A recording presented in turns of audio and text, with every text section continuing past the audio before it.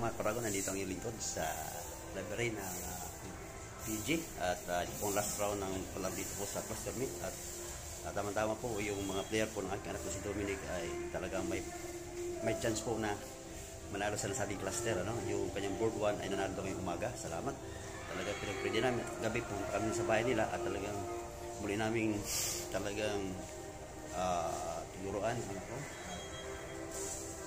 Maging isa pa niyang player, ako rin nagturo.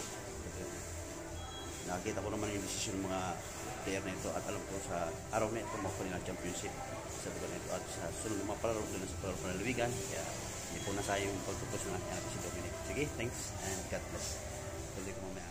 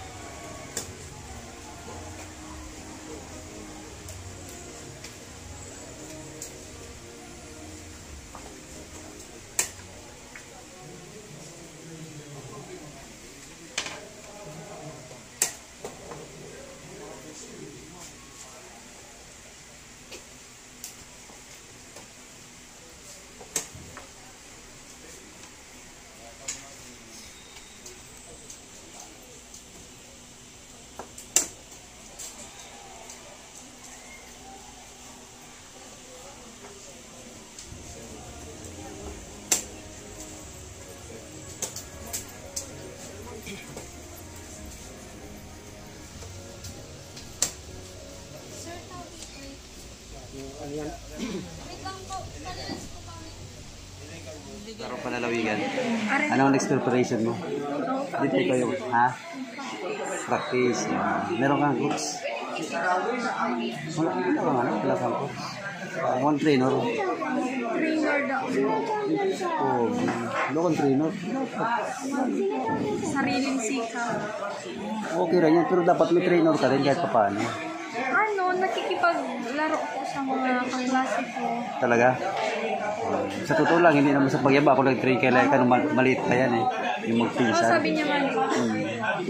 Kaya lang i-rain ko sila eh. So, sa ngayon, bali, ang grade mo na? 11. Ay, 11. Sir, wala ka na ano, pwede ba? Pwede ba? Pwede ka pa rin. Saka mo yun. Ito lang, Pulangi ka? Sa Pulangi?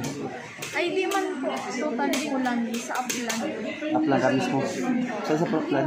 Sa Kapumon. Ay, oy, nakadukot po. Nang rayo man. Kasi mama niya, ang coach mo. Trainer.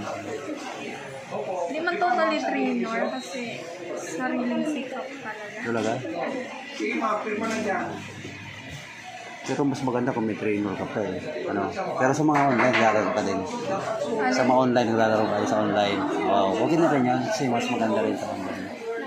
Pero gusto mo, pag may ano ka, may oras ka, pwede ka invite sa ano, mga palaro. Yung sa Centro Mall. Kasi nag-train din ako eh. I-invite po ako dati ni Sir Martin. Oo, maganda. Malakas yun ano. Malakas na trainer yun. Sir Martin. Bilang ko yun, Sir Martin, Ricardo Martin. Magaling na player yun. Sir Martin Lodovisa. Taga saan siya? Ito po nagtuturo sa Itaran. Sa Itaran siya mismo? Pero huwag kali ang advice ko para lalo pa mag-strong ang makipag ka sa mga strong player. Talagang makipag-compete ka mo. Siguro pag Domingo, libre ka naman siguro. Diba? Ano talaga ang time na pwede kang mag-practice sa chess, yung talagang man to man, ika nga, face to face.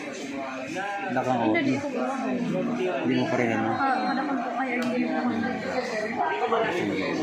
sayang din naman kasi dapat ma-prepare ka sa incoming dali na ba, diba?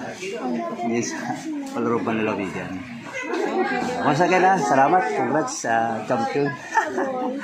Yung champion natin dito.